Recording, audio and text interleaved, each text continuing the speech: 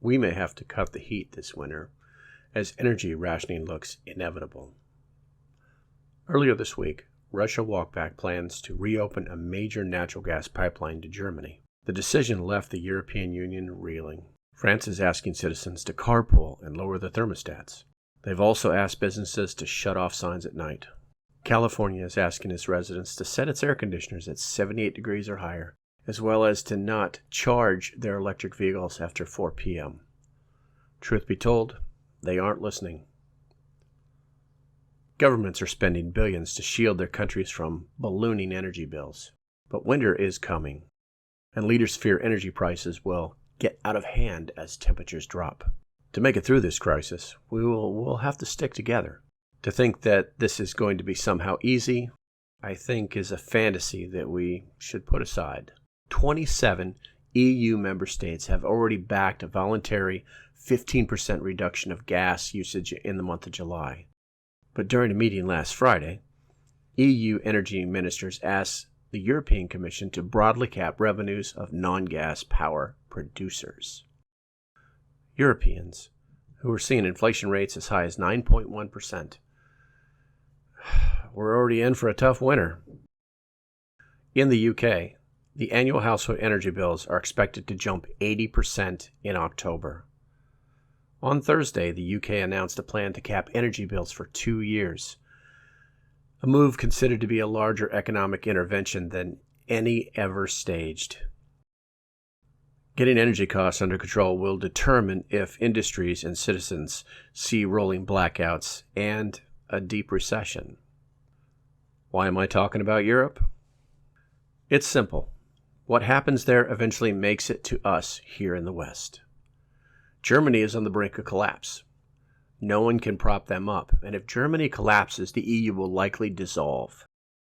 The world cannot sustain the collapse of Germany. This will likely take the US, Canada, China, and Japan's economy with it.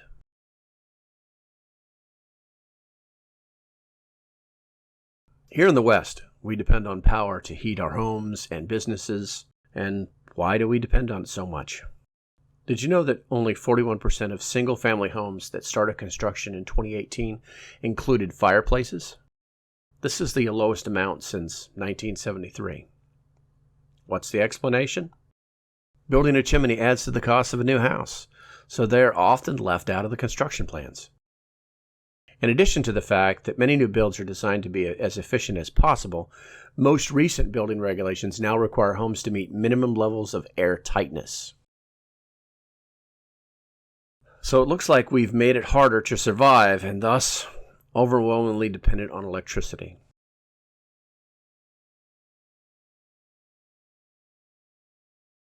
We can point the blame at our leaders or a war waged on the other side of the world, or we can look at ourselves. We have a representative government, so we allowed these people to lead us here. We let them delegate their powers down to unelected bureaucrats, and in turn those bureaucrats decided that our voices didn't matter. So, in the end, we are at fault.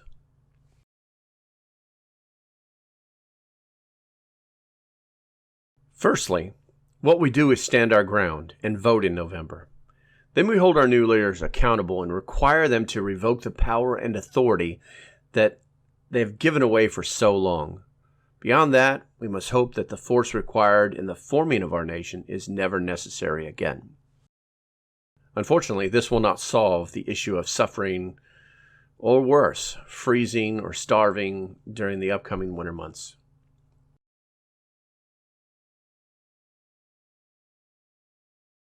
The three true pillars of preparedness are store water, store food, and obtain security. It's that simple.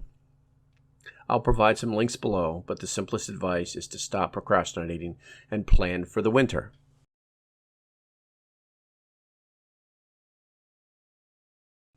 Fall officially begins on Thursday, September 22nd. Yeah, that's pretty soon.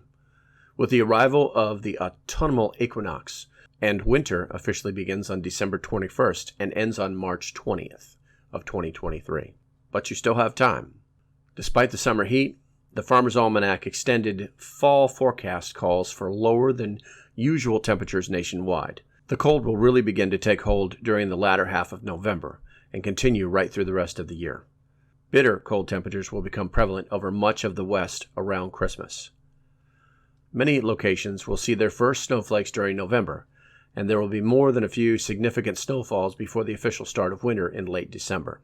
This will be especially true over the Rockies and the Plains states, where the hefty snows are possible right after the Thanksgiving holiday.